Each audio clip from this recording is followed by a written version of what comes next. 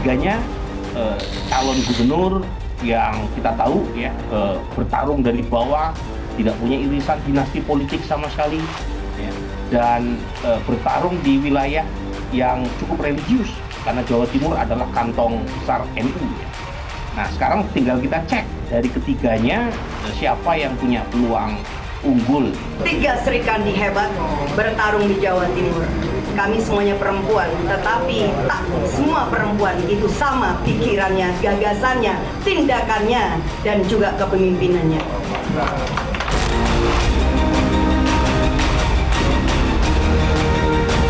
Semuanya menjadi bagian untuk mengantar Jawa Timur maju, adil, makmur, unggul dengan kualitas SDM yang baik menyambut Indonesia Emas 2045.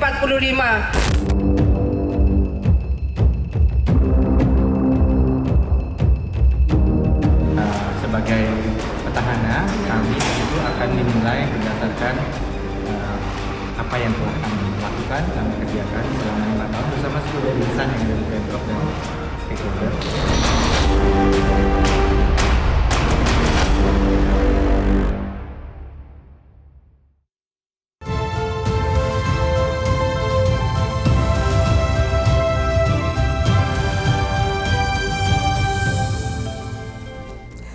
Halo, selamat malam pemirsa. Pilkada Jawa Timur selalu menarik untuk diikuti.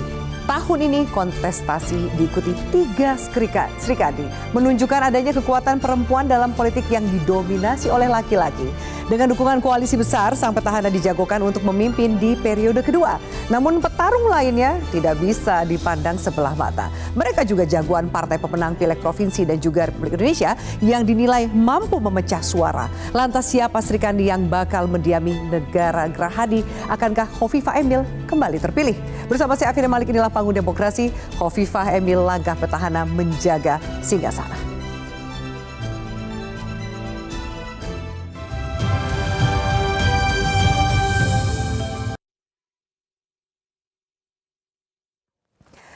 Dan langsung saya sapa narasumber eksklusif saya pada malam hari ini, Ibu Hovifah. Mas Emil, selamat malam, apa kabar? Malam, alhamdulillah baik. Tampil kompak, tampil percaya diri pada malam hari ini. Ibu Hovifah senyumnya sumringah sekali nih, Bu.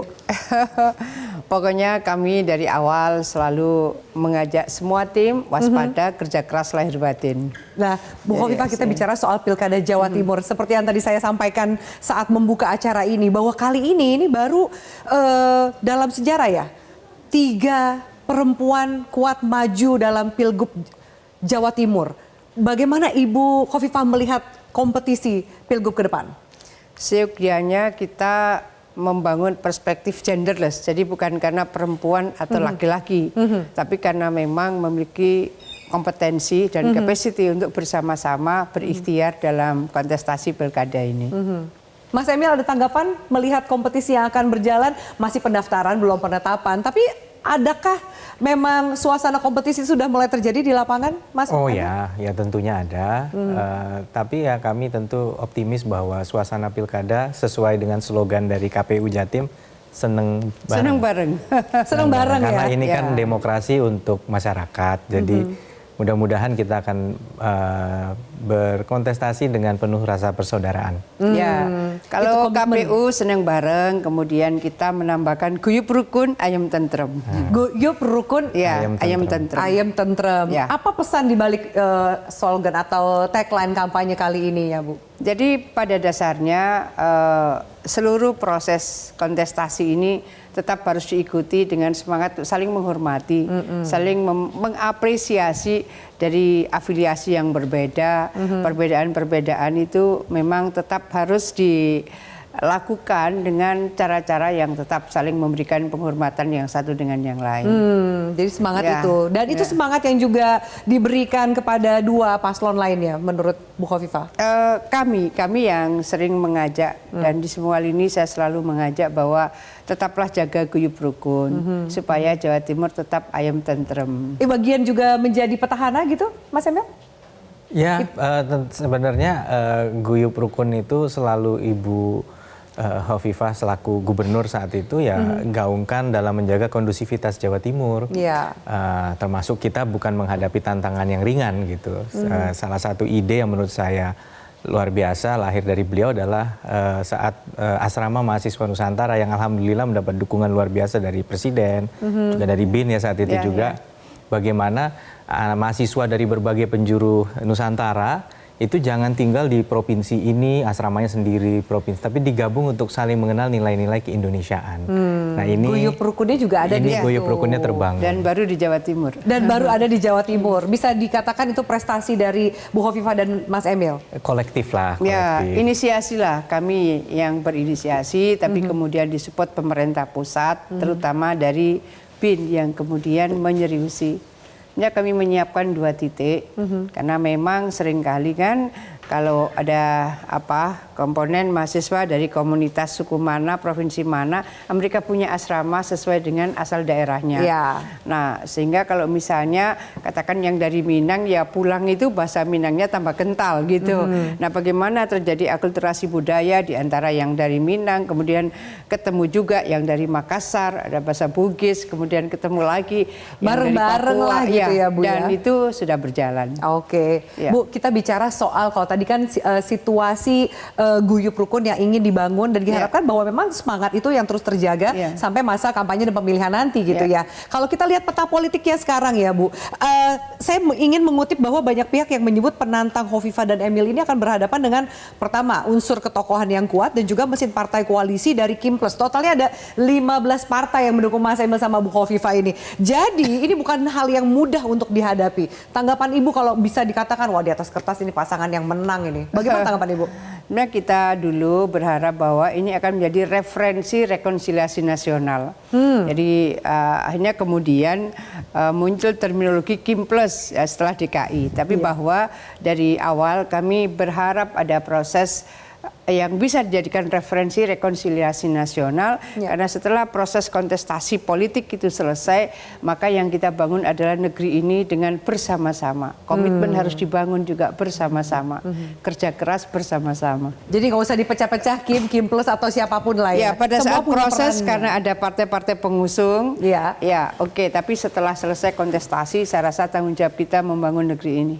Oke, Mas Emil ada yang mau menanggapi nggak kalau ada yang mengatakan sebenarnya di atas kertas nih pasangan Khofifah Emil ini udah barang menang lah ini gitu? Saya ingin bicara Bu Khofifahnya sendiri ya, karena kami melakukan survei di bulan November 2022 dengan pertanyaan apakah Anda berharap Ibu Khofifah kembali mencalonkan dan menjadi Gubernur Jawa Timur? Jawabannya hampir 70% itu mengatakan iya. Yang tidak itu hanya sekian belas persen lah ya, dan belum menjawab sisanya. Jadi tentu kita tidak mau mendahului takdir dari Yang Maha Kuasa, tapi Ibu pun tidak tahu kami melakukan survei itu. Oh, kok bisa nggak tahu? Karena ya itu kan urusan partai. Jadi saat itu gitu. Cuman ya tetap saya rasa banyak pihak yang juga menyampaikan data-data yang kurang lebih sama. Ini jarang kita menanyakan spesifik seperti itu. Biasanya kan yang ditanya lebih kepada approval rating. Kalau approval rating beliau di atas 80% lebih lah. Tapi ini benar-benar tegas. Maunya maju lagi apa enggak? Gitu. Jawabannya tegas juga masyarakat mengatakan itu. Jadi bukan berarti semata-mata itu ya, tapi ini kan tolok ukur yang saintifik terhadap suasana batin dari masyarakat yang kemudian kalau memang masyarakat mengharapkan, saya rasa Ibu sudah terlalu cinta untuk kemudian nggak mungkin itu diabaikan, karena kita tahu sebenarnya peluangnya beliau banyak, mau kemana-mana sudah diminta lah oleh beliau untuk kesini mengabdi tempat lain yang tapi hatinya kayaknya nggak bisa lepas ini dari Jawa Timur ya. Jadi ingin hatinya masih ingin mengurusi dan membangun Jawa Timur lagi gitu. Nah, kalau kita balik lagi Ibu ke kontestasi Pilgub Jawa Timur nih ya. Meskipun tadi Ibu Khofifah mengatakan ini bukan soal gender, ini soal kapasitas dan kapabilitas. Tapi semua juga tetap menyoroti ada 3 Srikandi. Mereka menyebutnya bahkan seperti itu ya Bu. 3 Srikandi yang akan maju saling berkompetisi untuk menjadi Jatim 1 kurang lebih. Boleh saya ajak Ibu untuk melihat ini di sebelah kiri saya ini ada kurang lebih kontestan yang akan maju dalam Pilkada Jawa Timur. Ada selain Ibu Khofifah ada Ibu Tri Risma hari ini, kemudian juga ada Mbak Luluk Nur Hamidah gitu. Tanggapan dari Ibu terhadap kompetisi 3 perempuan ini, adakah strategi yang berbeda atau mungkin ada yang kira-kira menjadi kompetitor yang cukup sengit untuk Bu Khofifah? Semua harus ditempatkan secara setara. Jadi masing-masing pasti punya peluang, tapi masing-masing juga punya strategi. Oleh karena itu saya sebenarnya lebih mengajak jangan dilihat perempuan atau laki-lakinya, tapi bahwa ada strong power leader yang dimiliki oleh masing-masing. Jadi leadership menjadi bagian penting karena akan mengorkestrasi forum komunikasi pemerintah daerah. Jadi itu ada Pangdam, ada Kapolda, ada Kajati, ada Pangko Armada 2 kalau Jawa Timur, ada Pangdivif 2 Kostrat dan seterusnya. Jadi orkestrasi sebuah kepemimpinan yang bersifat kolektif dan saling memberikan support, saling memberikan kontribusi. Saya rasa mestinya tidak dilihat laki-laki atau perempuan. Tidak dilihat. Mas Emil mau menanggapi bahwa kemudian peta pertarungannya sebenarnya mungkin bukan di cagupnya tapi cawagupnya nih. Ya sama semua tentu pasti dinilai masyarakat ya, baik calon gubernur maupun calon wakil gubernurnya. Jadi saya sendiri melihat bahwa Bu Hovifah ini kan sosok perempuan, tetapi pengalaman saya cukup panjang lah di dunia profesional gitu ya, di non politik, kemudian mengurusi tata kelola organisasi sampai ke menjadi bupati. Memang saya menemukan bahwa ternyata minimal dari Bu Hovifah ini sebagai seorang tokoh perempuan ternyata bisa menjadi sosok yang diandalkan untuk menjadi pengayom bagi masyarakat. Karena bukan saja memimpin daerah, bukan saja mengelola birokrasi. Kalau mengelola birokrasi semata kan itu teknikal, tetapi bagaimana kemudian menjaga suasana kondusif di tengah masyarakat dengan seluruh elemen juga, baik itu Forkopimda dan kompleksitas Jawa Timur dengan 40 juta penduduk lebih, ini kan sangat tinggi, tapi sudah dibuktikan bahwa sosok perempuan bisa menjadi pemimpin yang kita andalkan. Oh gitu.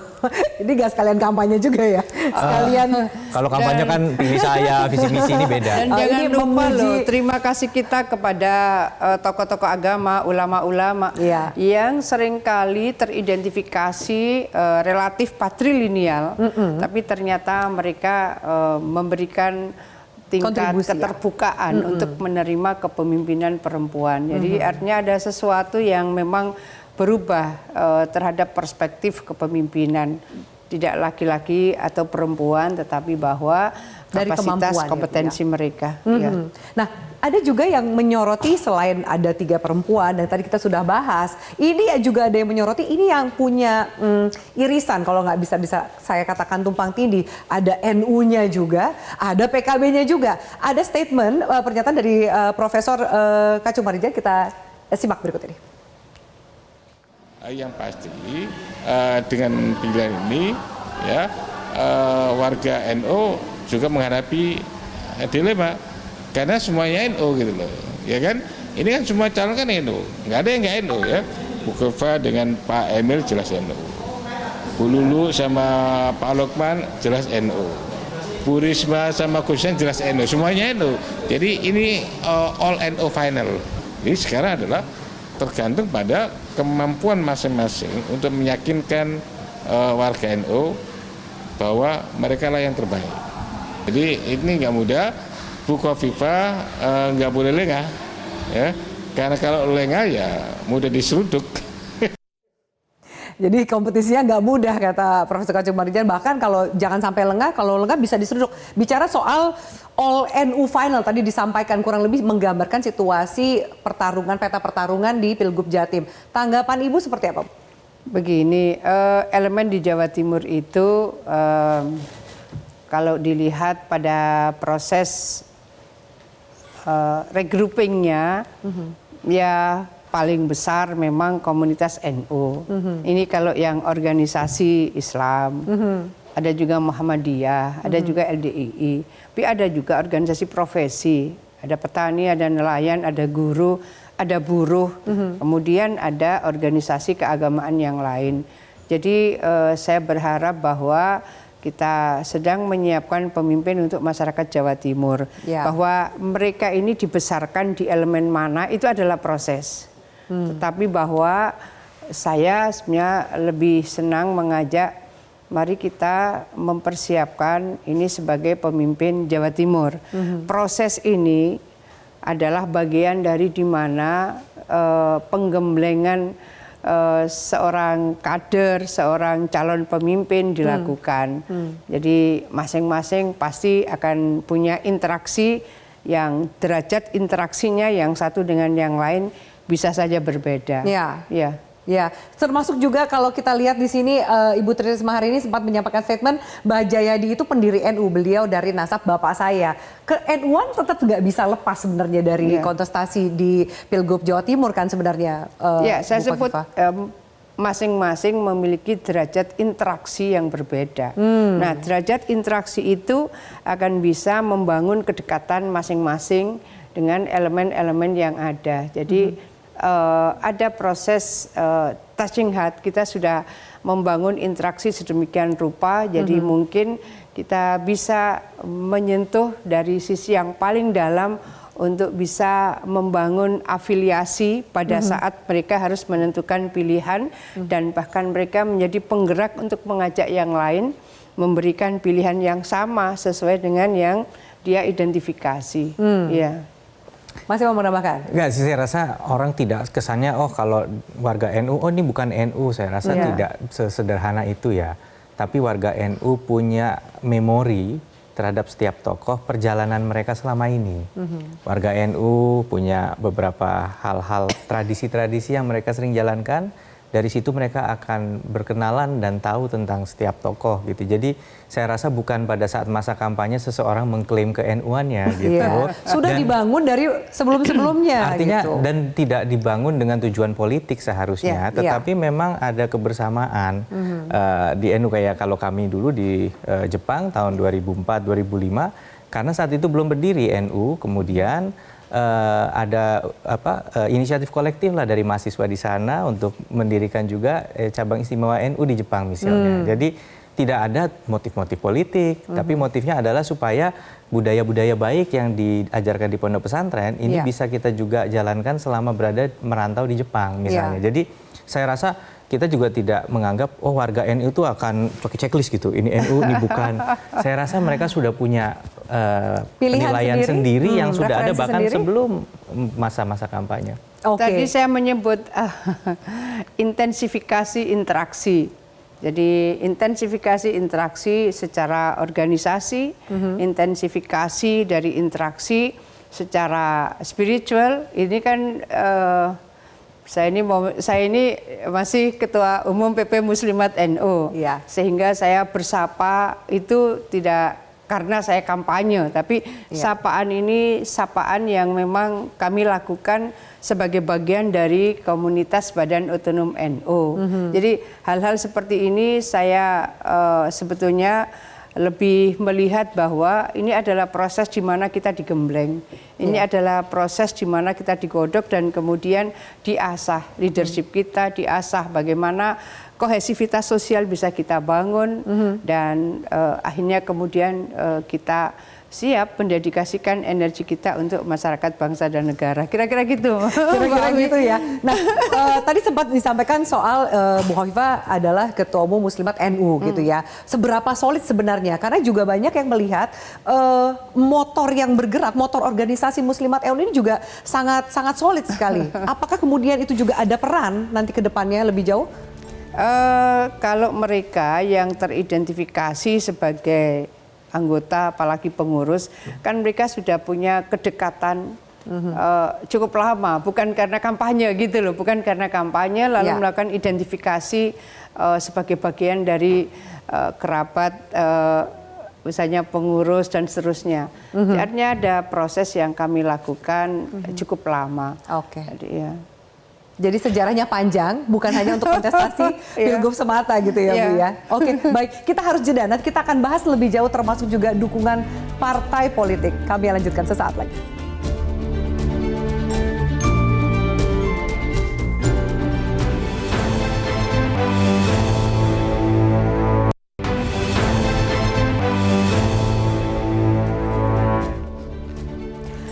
Baik, pemirsa, kami lanjutkan Panggung Demokrasi. Kami akan buka segmen kali ini dengan peta basis dukungan partai politik di Jawa Timur. Yang kita tahu bahwa PDIP dan PKB sebagai partai pemenang nomor 1 dan 2 di Jawa Timur ini punya jagoan masing-masing. Kalau kita lihat memang ini pemilu legislatif 2024 di Jawa Timur, PDIP meraih kursi terbanyak DPR RI. PKB ada di urutan kedua dan itu berkebalikan posisinya saat kursi DPRD.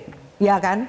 Nah, tanggapan Bu Khofifah melihat bahwa memang ternyata PDIP dan PKB memiliki juara sendiri untuk masuk dalam Pilgub Jawa Timur seperti apa? Meskipun sisanya nih semua berada di belakang Mas Emil dan Bu Khofifah nih. Itu melegakan dan menambah kepercayaan diri nggak sih, Bu? Pokoknya kita semua, seluruh tim, saya Mas Emil mengajak waspada, kerja keras, lahir batin dari awal. Jadi saya rasa peta di Pilpres dan Pileg yang dilaksanakan pada hari yang sama ternyata tidak linier. Nah, ternyata tidak linier. Oleh karena itu, identifikasi masyarakat terhadap calon pemimpinnya itu bisa berbeda dengan pilihan partainya. Nah, data-data menunjukkan seperti itu. Nah, ini Pilpres pas banget nih yang Ibu katakan. Jadi bahwa kemudian ini Pilpres di Jawa Timur, Prabowo Gibran sekitar 16 juta, Anies Mohaimin 4 juta, dan kemudian Ganjar Mahfud 4 juta. Memang yang mendominasi suara jauh sekali adalah Prabowo Gibran. Tapi itu tidak linear antara partai dengan pemilihnya, calon dengan pemilihnya gitu ya Bu ya. Membaca peta dari kacamata Bu Khofifah, Pilkada Jawa Timur ini akan seperti apa? Artinya identifikasi masyarakat terhadap calon pemimpin dan partai itu berbeda. Jadi bisa saja antara pilihan partai dan pilihan pimpinan yang dilakukan pada hari yang sama itu ternyata tidak linier. Jadi saya dan Mas Emil dari awal kita menyapa itu sebetulnya borderless, jadi tanpa melihat dibatasi, nggak ada sekat ya. Jadi yang PKB juga disapa, PDIP juga disapa ya Bu. Jadi karena konteksnya bahwa bisa jadi itu pilihan yang berbeda gitu. Mas Emil, komunikasi tetap juga berjalan. Iya, beliau bukan hanya pas lagi sekarang ini, tapi selama waktu beliau bangun Jawa Timur kan nggak dilihat, oh ini kemarin daerah ini banyakan PDI ini. Enggak, kita kerjasama dengan baik, dan situasi ini kan juga kurang lebih sama dengan pemilu Pilkada 2018 sebenarnya gitu. Jadi cuman pindah satu sebenarnya Gerindra ya. Kemudian menjadi dan PKS gabung ke Bung Khofifah dan Mas Emil gitu ya. Jadi kurang lebih kalau kita lihat itu peta partai politik, apakah peta geokultural politik itu masih sama menurut Bung Khofifah? Ada kan ini dibagilah kurang lebih ya. Kebanyakan ini pengamat politik yang membagi. 5 subkultur ya. Ini masih sama atau ternyata sudah mulai berubah juga pasca Pilpres? Yang mengalami pergerakan itu biasanya di kota, tapi secara dominan warnanya tetap ya Madura, kemudian Arek, kemudian Tapal Kuda, Mataraman dan Pantura. Relatif sebetulnya mereka memiliki karakter dan identifikasi kultur yang sudah relatif hampir permanen ya. Hampir permanen ya Bu? Iya. Situasinya bagaimana kalau Ibu melihat, apakah kemudian strateginya tinggal mengamankan yang puas dengan Ibu tadi Mas Emil katakan 80% atau mencoba juga menarik suara dari geokultural politik dan suara partai yang lain? Cuman kalau peta ini lihat warnanya inget gitu, pilihan warna terasosiasi terhadap partainya, corresponding color-nya ini kan bisa diraih tanpa harus bahkan meraih 20% dari suara loh. Karena ini kan hanya nunjukin siapa yang paling gede gitu. Katakanlah sama-sama meraih 19% suara, yang meraih kedua nggak ngasuk warnanya di sini. Jadi saya rasa kita tidak bisa mengacu pada warna-warna ini. Jadi ini kemudian bahwa tidak bisa dianggap menjadi peta permanen. Tidak bisa, iya. Kecuali ada komposisi gradasi warna di masing-masing kabupaten baru mungkin bisa. Strateginya kira-kira Bu, apakah kemudian akan menjaga suara terutama yang puas terhadap kinerja dari Mas Emil dan Bu Khofifah, atau ternyata ada strategi lain juga tetap ingin menambah suara yang lain? Tetaplah itu. Jadi artinya mereka yang solid tetap disapa. Kemudian mungkin ada undecided voters, mungkin dari survei-survei terakhir masih 20-an persen undecided voters juga tetap harus disapa. Tapi kemungkinan terjadinya pergerakan mereka juga bisa support kami, itu juga tentu potensinya ada. Karena yang Mas Emil sampaikan di peta itu memang ada beberapa yang masih variasi bisa warnanya dikritisi, sebenarnya ya. masih bisa diambil gitu ya suaranya ya Bu. Ya. Kalau banyak yang juga bertanya Bu Khofifah, Ibu Ti kan masih kader PKB ya Bu? Ya, PKB Gus Dur. PKB, tapi kan PKB Gus, tapi Ibu masih ada KTA PKB? Masih kali ya. Kita nggak mau tunjukin KTA-nya sih Bu. Cuman Bu, ini ada pertanyaan yang mungkin bisa Ibu klarifikasi di wawancara ini gitu. Kenapa sih dalam 2 kali Ibu Khofifah maju, PKB-nya nggak pernah dukung Bu Khofifah gitu? Apalagi dengan tingkat kepuasan tinggi, harusnya kan bisa meraup kemenangan lebih mudah gitu. Bisa diceritakan Bu? Itu mah otoritas partai ya. Jadi saya menghormati saja keputusan masing-masing partai memberikan dukungan kepada siapa. Pasti partai juga punya pertimbangan-pertimbangan tertentu. Tapi ada komunikasi lebih jauh antara partai dengan Bu Khofifah sendiri? Relatif kami fokus pada yang sudah membangun komunikasi dan kemudian mereka memberikan surat rekomendasi sampai B1 KWK. Jadi kita memang lebih fokus pada yang sudah membangun komunikasi. Lebih jauh. Iya. Iya. Mas Emil mau menambahkan atau tidak? Enggak, senada juga sama. Senada ya, kurang lebih. Bu, nah saya juga mau tanya, mau klarifikasi mungkin lebih jauh. Sebenarnya apakah ada kaitannya, katanya hubungan Bu Khofifah dengan Caimin itu kurang harmonis, bener nggak sih Bu? Saya rasa tidak ada eviden apa yang menjadikan disharmoni. Saya rasa tidak ada, karena saya memang dari tahun 2005 itu sudah tidak masuk struktur. Jadi kalau kita tidak masuk struktur itu, jadi ya seperti outsider aja. Tidak dalam internal pastinya kan gitu. Jadi tidak terlibat dalam urusan struktural dan juga internal partai. Enggak. Bu, kita putarkan ya. Ini kan pertanyaan yang kita balik pada saat Pilpres, sempat ada teman-teman dari Q&A yang menanyakan hal yang sama sebenarnya kepada Caimin. Saya minta komentar Ibu, kita ajak Bu Khofifah, Mas Emil dan juga pemirsa untuk menyaksikan statement dari Caimin berikut ini. Gus Imin. Ini fluktuatif ini. Ya 6 dia. 6. Kenapa? lulus. Ada alasan 6? Ya dia orang NU, sama-sama orang NU. Tapi kok nggak tahu kok musuhin saya tuh.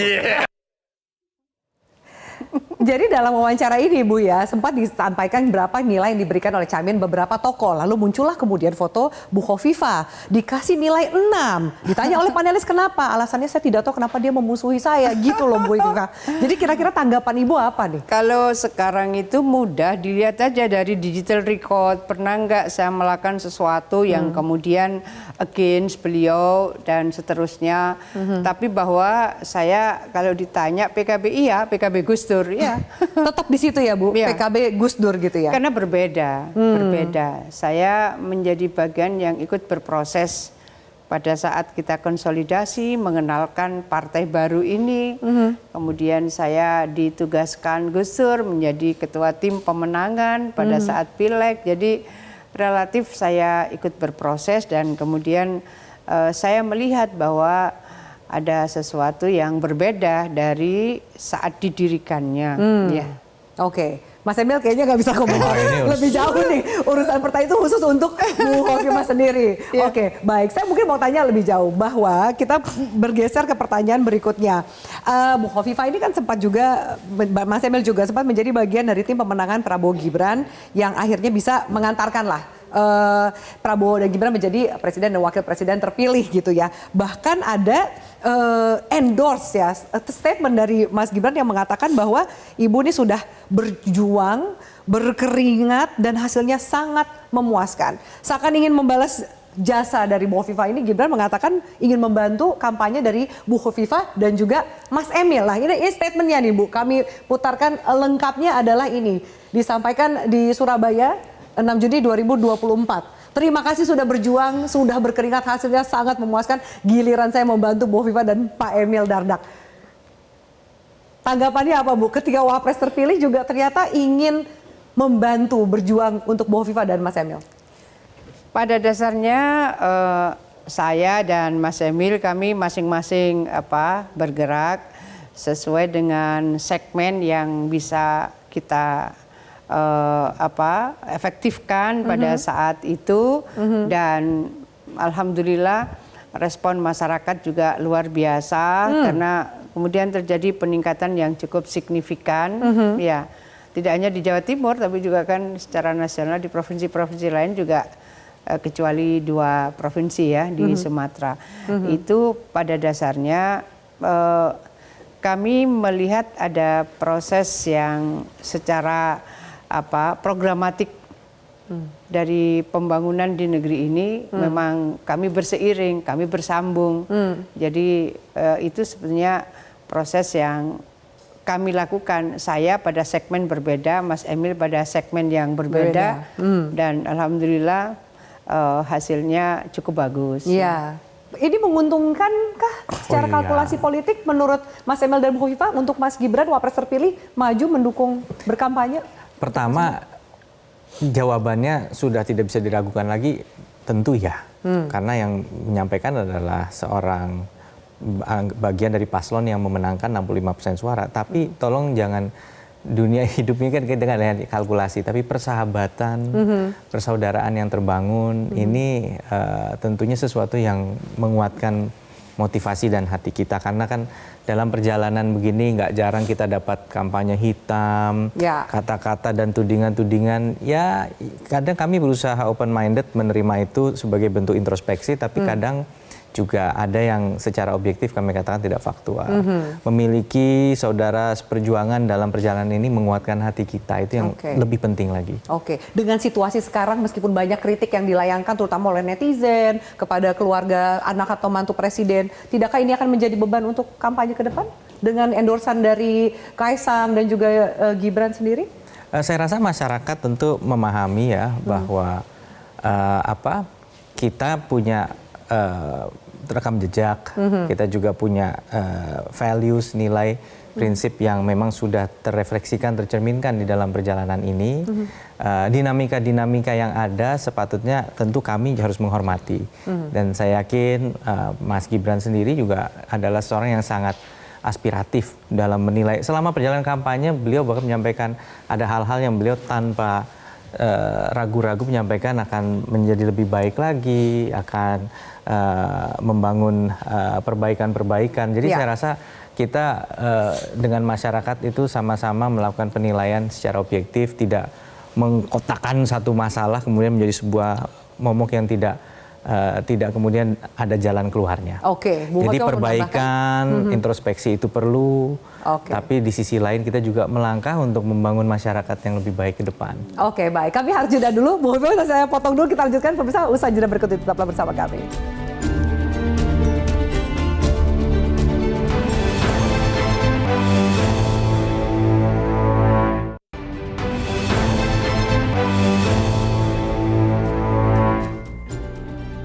Ya, seperti apa pertanyaan dan juga aspirasi dari warga Jawa Timur? Ada Bu Hovifah dan juga Mas Emil yang bisa menjawab kurang lebih. Ini semoga bisa mewakili aspirasi dari warga Bu Hovifah dan juga Mas Emil ya. Kita simak pertanyaan pertama untuk keduanya.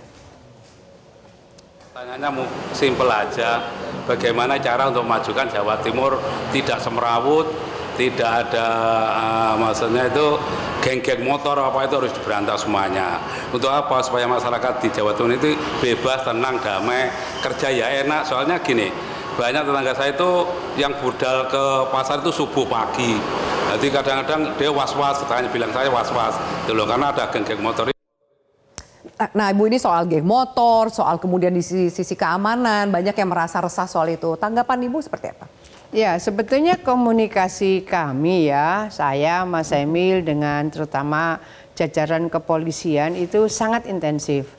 Jadi kalau ada indikasi, biasanya kita terkonfirmasi akan ada geng motor di mana, itu biasanya antisipasi dan mitigasinya relatif kuat gitu.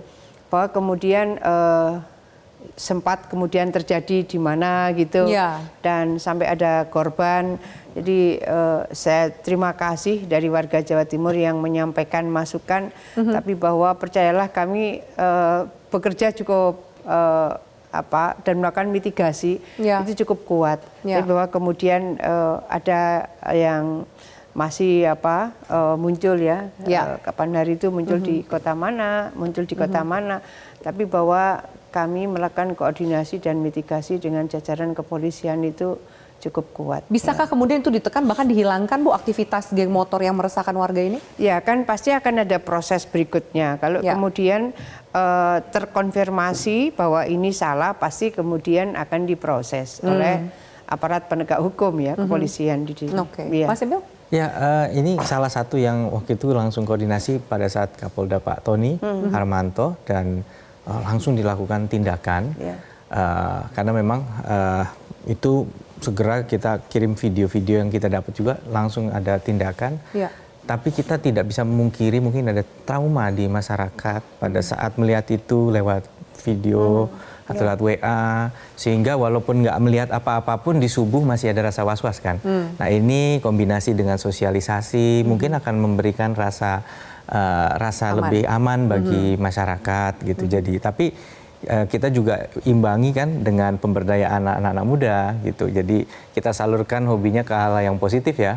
Baik itu peluang-peluang dalam hal seni, peluang dalam hal organisasi maupun juga pendidikan atau lapangan kerja. Jadi itu berjalan paralel terus supaya makin lama kita makin tekan. Supaya kemudian makin lama semua pihak bisa merasa aman ya dari ancaman geng motor tersebut. Baik, kita lanjut ke pertanyaan kedua, kita simak bersama.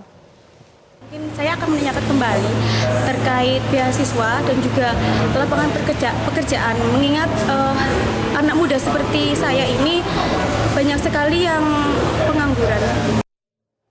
Pertanyaannya langsung to the point Bu, ini anak muda ini khawatir karena banyak sekali yang menganggur.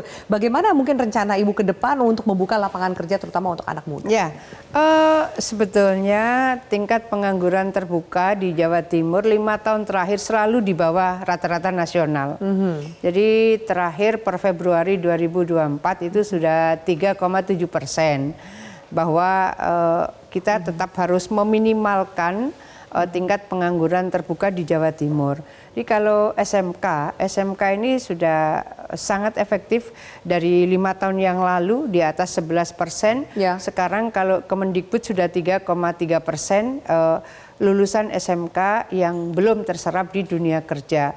Lalu kita punya program dulu Millennial Job Center, sekarang Millennium Job Center yang ini dalam koordinasi Mas Emil sebetulnya.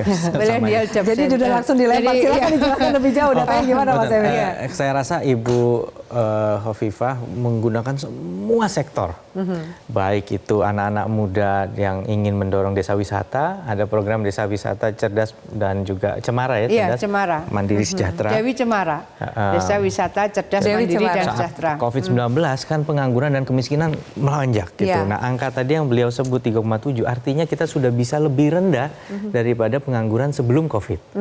Nah itu adalah milestone yang sangat penting sehingga 5 tahun ke depan ini kan tinggal kita terus melakukan upaya. Tapi ingat unemployment juga ada frictional, ada seasonal. Nah, jadi kita juga memastikan ada proses mereka berpindah kerja, ada perubahan struktural. Jadi sekarang orang lebih banyak bekerja sebagai freelance, bukan lagi jadi karyawan tetap. Nah, itulah sasaran Millennium Job Center tadi menyambut era gig ekonomi. Gig itu istilahnya ekonomi manggung. Jadi anak-anak tuh sekarang nggak harus jadi karyawan tetap 9 to 5. Mereka punya kemampuan untuk bertransaksi dengan klien, kemudian dan sudah hampir 10.000 UMKM yang dibantu transformasi digital bisnisnya oleh ribuan talenta Millennium Job Center. Namanya Millennium karena dua hal. Satu adalah Gen Z sekarang juga termasuk, bukan hanya milenial. Tapi Gen Z yang juga kedua, udah masuk ke sini ya. Dan kedua, Ibu berpesan 21st century skill. Ini istilah yang resmi digunakan oleh lembaga internasional. Ada AI sekarang yang kemudian merubah banyak hal. Jadi jangan sampai kita melakukan hal yang AI bisa lakukan, tapi kita harus menggunakan AI untuk lebih produktif. Mendesain sekarang itu atau membuat konten jauh lebih cepat dengan AI. Nah, jangan sampai kita nggak pakai itu kemudian kita jadi tergantikan lah gitu ya. Jadi justru kita harus menggunakan harus mahir lah ya gitu. Baik. Satu lagi Bu Hovifah dan Mas Emil soal kepuasan atau belum puas soal kinerja dari Bu Hovifah dan juga Mas Emil. Kita simak suara warga Jawa Timur berikut ini.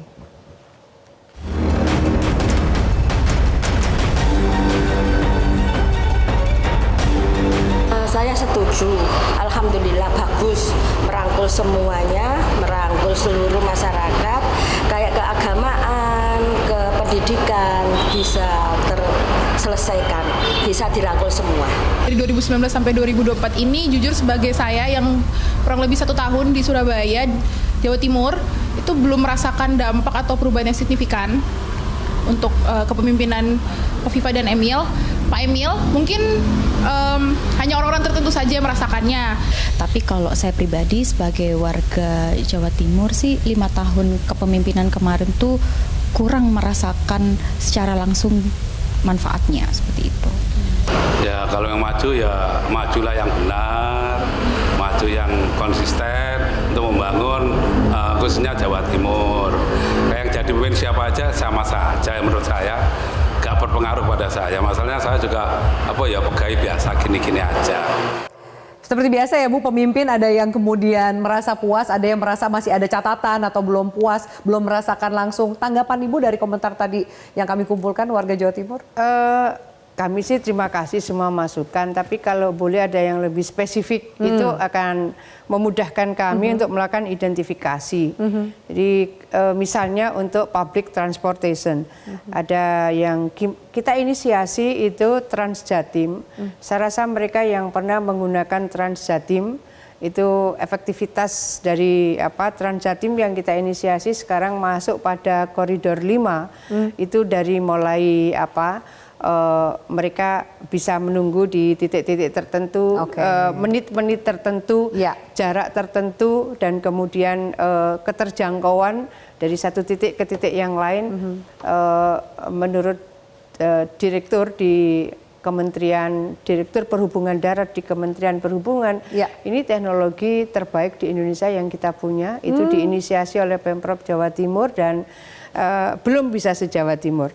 Mojokerto, kemudian Sidoarjo, kemudian Gresik, sekarang sampai Lamongan, akan diinisiasi sampai Bangkalan. Jadi ada 5 koridor. Itu dari sisi transportasi ya, kurang lebih transportation. Ya, Bu, ya. Oke, baik. Ibu mohon maaf kita harus jeda kembali nanti kita lanjutkan pembahasannya pemirsa usai jeda, termasuk juga kami akan bahas bagaimana peran keluarga mendukung karir dari Bu Kofifa dan juga Mas Emil Dardak. Tetaplah bersama kami.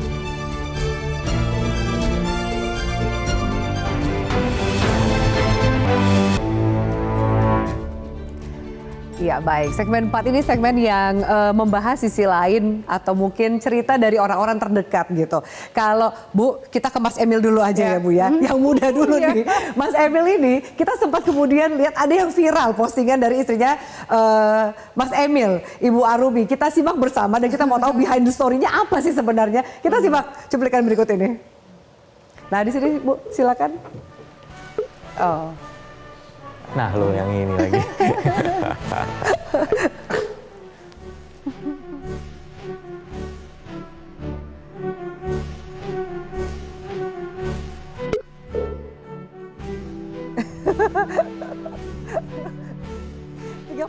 Bener-bener 30.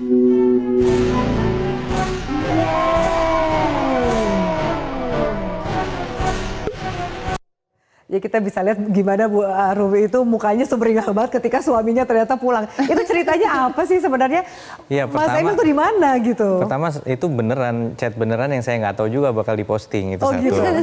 Yang kedua beneran, jadi kadang-kadang kan kita kalau di kantor agenda kan seharian banyak ya gitu. Jadi kadang-kadang nggak ada habisnya gitu kalau di kantor nemuin orang, diskusi, ngobrol. Tapi ada momen dimana kita tahu sebenarnya udah boleh pulang sebenarnya gitu. Udah semua yang inti-inti agendanya sudah dijalankan. Cuman masih, jadi begitu langsung dapat itu udah balik. Ya udah balik saya itu bener-bener langsung menuju rumah.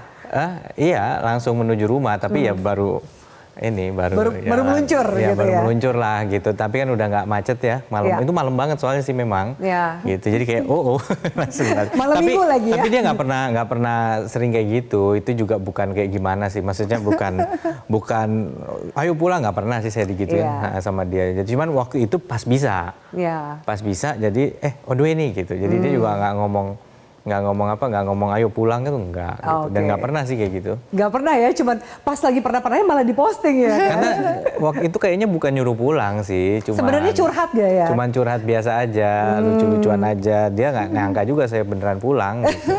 Oh gitu, tapi ternyata langsung dibilang good gitu sama Bu Horifah, langsung mukanya sumringah.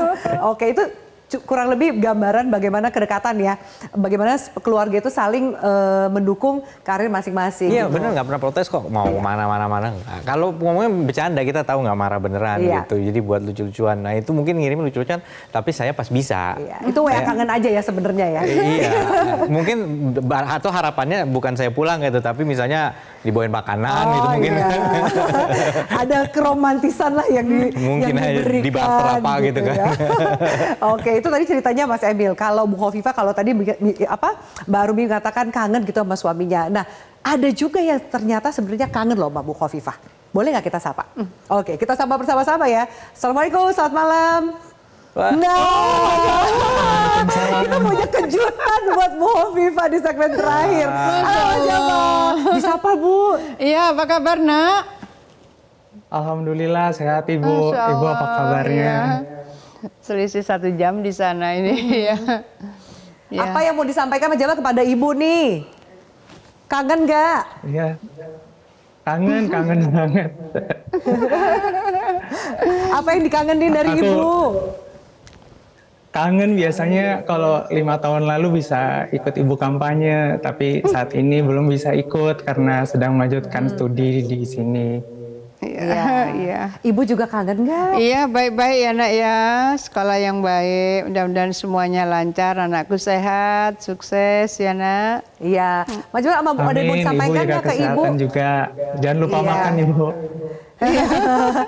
Jangan lupa makan ya. Ibu suka lupa makan saking sibuknya ya? Iya, saking sibuknya. Oke, ada yang mau disampaikan lagi Mas Jamal, pesan buat Ibu? Ini disaksikan seluruh pemirsa Indonesia nih. Iya, walaupun saat ini Jalal belum bisa di sana, tapi Jalal selalu berdoa di sini semoga Ibu selalu sehat. Semoga Ibu terus melangkah membawa kebaikan dan menjadi berkah untuk semuanya. Amin ya. Anakku juga ya nak, baik-baik nak. Mudah-mudahan semua ilmunya manfaat barokah. Terima kasih, makasih Mas Jalal. Iya, makasih nak. Iya. Terima kasih. Abis ini langsung setelah acara Bangun Demokrasi langsung telepon-teleponan sama Mas Jalal ya. Makasih ya Mas Jalal, thank you, terima kasih. Bu, emang itu dekat banget Ibu dengan anak-anak ya? Ya, semua saya panggilnya nak memang. Kalau saya sudah panggil nama berarti ada yang kurang pas gitu. Artinya sudah agak marah gitu panggil nama. Oh, jadi kalau Ibu udah panggil nama Jalal gitu, berarti udah deg-degan nih sama mereka apa tahu, nih gitu ya? Mereka tahu. Jadi saya panggilnya memang nak semua. Iya. Ada yang mau disampaikan ke mungkin para warga Jawa Timur dari Bu Hovifah dan Mas Emil untuk menutup acara ini? Kami sih berdua berharap bahwa proses pilkada ini tetap akan memberikan tadi di awal itu suasana yang periang gembira dan ayo dijaga Jawa Timur tetap guyup rukun dan ayam tentram. Oke, baik. Dan gunakan hak pilih tentunya. Ya. Gunakan hak pilih nanti ya. Di tanggal pemilihan tanggal 27 November. Tanggal 27 November. Baik. Terima kasih banyak Ibu Hovifah, terima kasih banyak Mas Emil Dardak untuk waktunya dan selamat berkampanye. Semoga kemudian tetap guyup tetap rukun dan menikmati pesta demokrasi di Jawa Timur. Ya. Terima kasih banyak. Dan pemirsa kami akan tutup acara ini. Selamat malam. Terima kasih atas atensi Anda. Bye.